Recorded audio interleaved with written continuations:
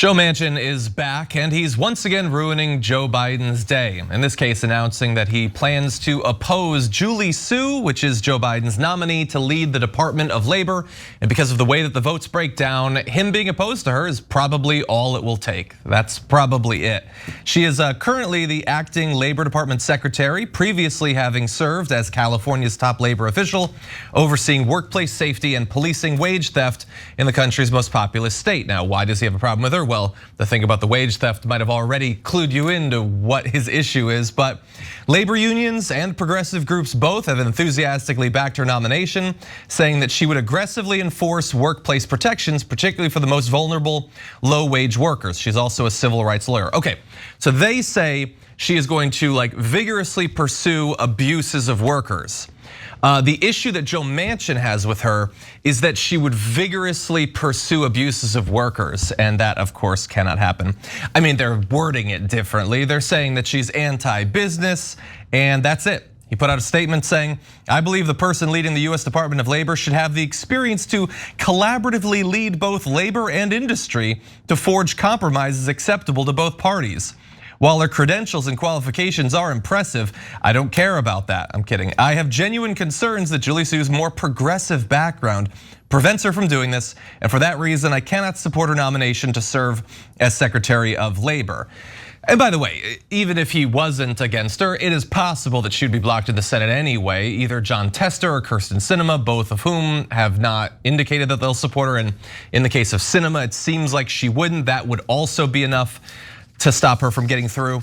I do think it's funny the way that he worded it though, that I think the Secretary of Labor should be a both sides-er basically. You know, some labor stuff, but also industry stuff. Like the head of the EPA isn't supposed to be spending half their time working for the oil companies. That's not how it works. The entire rest of the government is there to advance the interests of business. Can't we have one department, one secretary that spends the majority of their time thinking about issues affecting workers? Apparently not. Yeah, so first of all, I'm a business owner. So do I think labor and business interests should be balanced? Yes. Are they balanced currently today in government? No, they are not. Who has the advantage?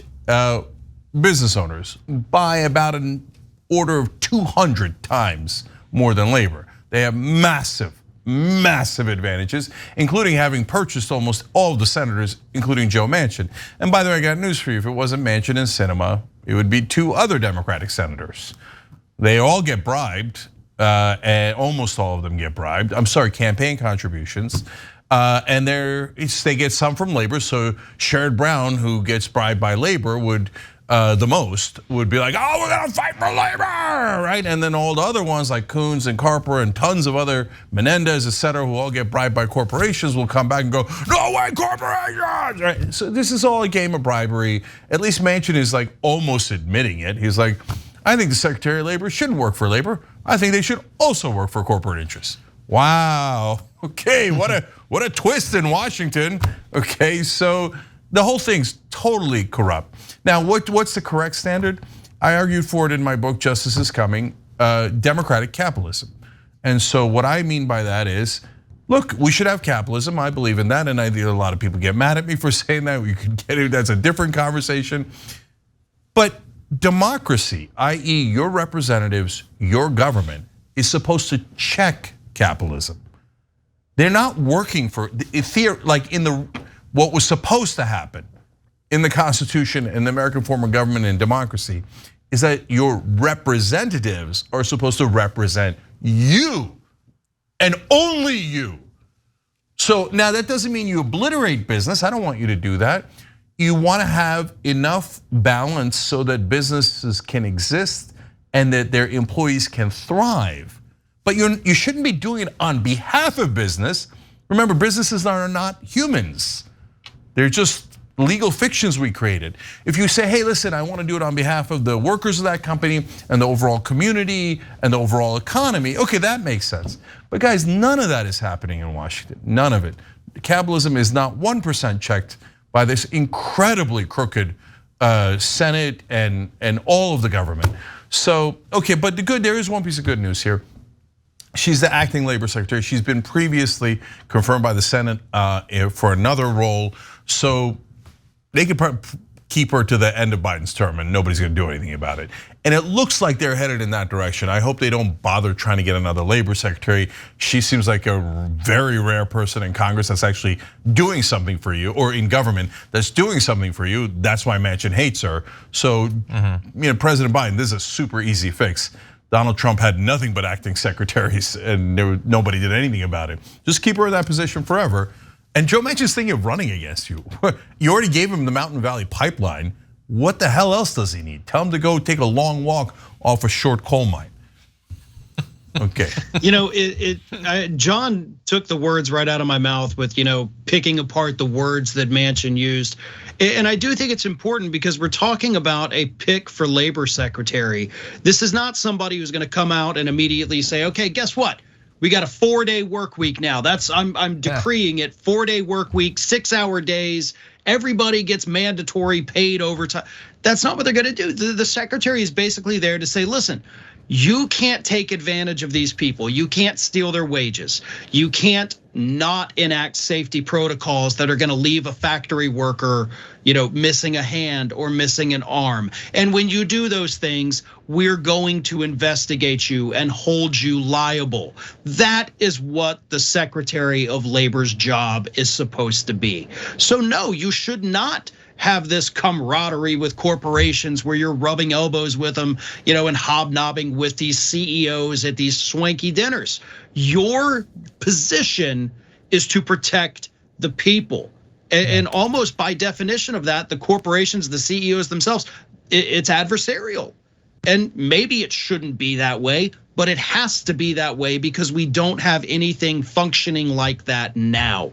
I mean, we're looking across the country, pardon me, as Republicans just dismantle labor laws at the state level. We've already had one teenager die working in an area where they should not have been working, but Republicans said, hey, let's put the kids back to work. Let's put them in the slaughterhouses. Let's put them in the meat lockers. They'll do fine. Nope, they're not. Yeah. That's why we have this department to begin with, because the corporations can't be trusted. They've proven that for decades and decades, if not well over 100 years in this country.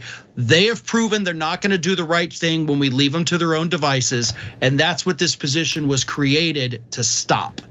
Yeah, just to double down on what both of you guys are saying, the labor secretary is supposed to fight for labor, and you get to balance between labor and business.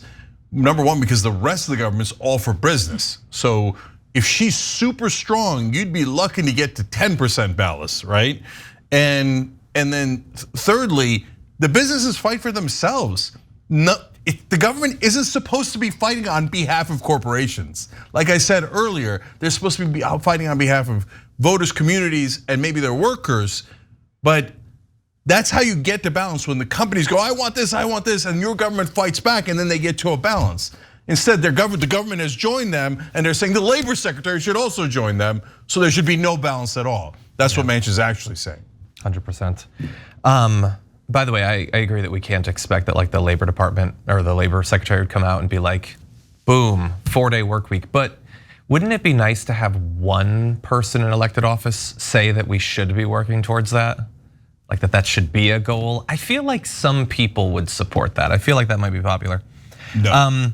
Now really fast, if I were to tell you that we found out, exclusive reporting probably from ProPublica, that a business PAC had taken $5,000 in 20s and put it in a sack and scrawled a $sign on it, and then they gave it to Manchin and it was caught on like CCTV, that would be a scandal, okay? That would be a game changer.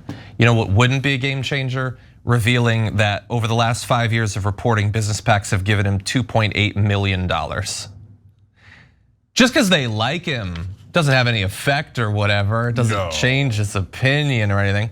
Look, he's balanced. He's got labor at 267,000. It's totally balanced. I'm bad with numbers, but also, so this is obviously not good news. This is, Joe Biden has had so many lunches with Joe Manchin, and you don't do this to your lunch buddy. And also, as you point out, he's probably going to be running against him for the presidency. So I was happy to see that Biden is reacting strongly worded letter. He says the president's support for acting Secretary Su is unwavering, and we hope Senator Manchin and Senator Sinema reconsider their position. Oh, that'll probably do the job. You hope they reconsider. Breaking news, Manchin has folded, Su has been appointed.